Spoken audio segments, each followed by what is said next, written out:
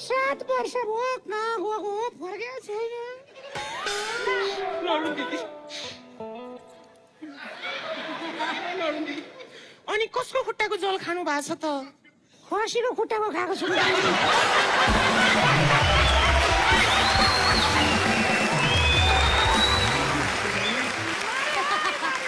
बुढो पड्के त बोको निस्कियो। धन्न मैले चाहिँ मेरो बुढाको खुट्टाको जल खानु पर्दैन। किन? अहिले चुम्मा दिएको चाहिँ भैमा खुट्टा छैन होला। दिदी यस्तो कुरा छोडिदिउँ कि बुहारीलाई माइत पठाउनु भयो? पठाएको छैन मलाई त। किन नपठाउनु भएको त? अनि पोहोर गएदेखि फर्केको भए पठाउनु। अनि छोरालाई लिन पठाउनु न त। छोरै ससुराली गएको 2 वर्ष भयो। अब के तारो कुरा गरौँ? कता आउँ? हिँड्न पनि गाह्रो के साडी लागेको छ। बसेर कुरा गरौँ है। हस् दिदी सब ठिक छ नि यहाँ? ठिकै छ। के अरे बहिनी? अहिलेकालाई के माइत जान कति सजिलो छ के। मन लाग्दा गयो, मन लागुन्जेल बस्यो। हाम्रो पालामा नरो बाबा नरो। हाम्रो पालामा दिदी छैन नि। माया माने कि उसले भनेको त काखीको नार। हाम्रा पालामा तीज आउनुभन्दा 1 हप्ता अगाडिदेखि गाई गोठ चुलो चौको सबै सकेर तीजको दिन बिहान माइत जान भनेर रेडी भयो। सासूले मिठो स्वरमा यति लिपत नगरी नजानु है महारानी गरेपछि लिप्दिने के भयो? उसकै कथा भन्देस लाग्यो नि। हेर्दा पनि चुलो चौकै गरे जस्तो हुनुहुँदैछ। अनि बहिनी अनि हो त नि अब लिप्दिउँ नि त भनेर लिप्दिन गयो। माटो रेडी पार्यो, गोबर छैन। गोबर खोज्न भनेर गाई गोठमा गयो। गाईलाई कब्जियत भएछ कि के भएछ गोबरै दिन। त्यसपछि त दिदी 3 महिनासम्म माइतै बस्यो। के का बस्नु, गोठाको बास भयो नि मेरो।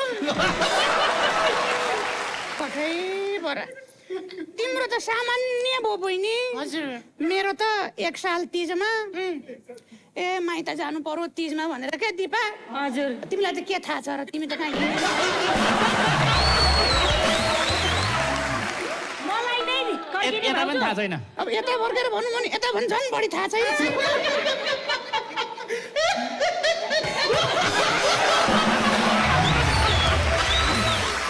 सरी दिदी बहिनी ठिक्कला भित्र नाक भुत्ला देखिरहेछ। के भन्दै हुनुहुन्थ्यो? तीजमा माइत जानु पर्यो भनेर घरमा ए रोटी अनारस कुराउनी सबै बनाए। अनि बोकेर मात्रै के हिँडेको थिएँ बहिनी। हजुर म त जालमा परेँ। जालमा परे? कार्की दाइको होइन माझीको जालमा परेँ। किन नि माझीको जालमा? खोलो उर्लेर आएको रहेछ। माइत सामान पुगो म पुग्न पाइनँ नि।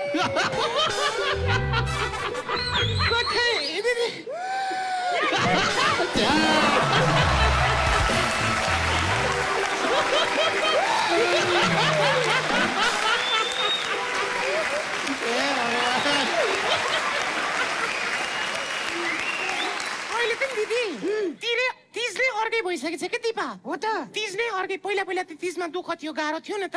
नसुना न उसलाई के। मैले बिर्सिन्छु के। अहिले त दर खानी भन्दा रहेछन्। के को दर खानी? दरको नाममा दारू खाँदो रहेछन् नि अहिले खाने। सुरु गर्दाखेरि ह्याप्पी तीज भनेर सुरु गर्छन्, हिँड्ने बेलामा त ह्याप्पी होली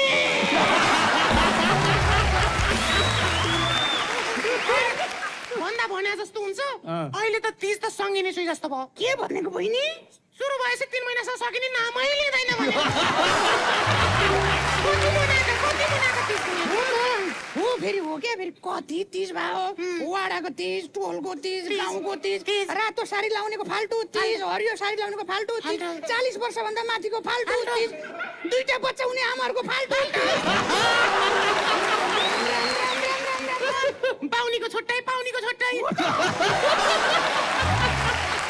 अहिले त नि कोमल दिजु त्यो 1 महिनासम्म यहाँ आउने गरेसम्म खाँदा रहेछन् अनि एक दिन रुच्दैन नि त्यसलाई चाहिँ व्रत भन्दा रहेछन्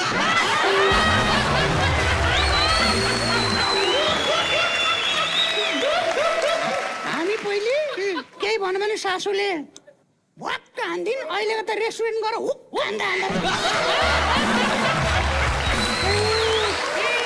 पहिला गीत कस्तो हुन्थ्यो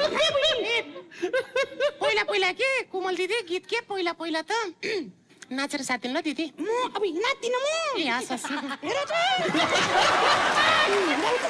दिदी बिस्तारै दिदी गाउ त गाउ यता पनि खोली छ उता पनि खोली छ जति काम गरे पनि रोको खोली छ यता पनि खोली छ उता पनि खोली छ जति काम गरे पनि चारको खोली छ जति काम गरे पनि चारको खोली छ हाम्रो पालामा क्या दिजु चाहिँदैन म नाच्छु ल नाच जाऊ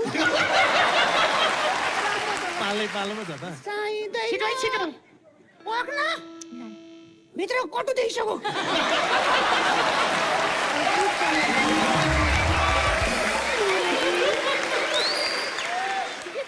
झर्ना आँट्यो त्यो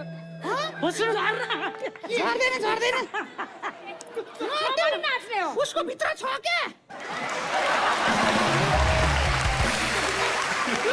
फर्किने भाउजू हजुर तपाईँ गीत गाउनु न हामी ए दिपा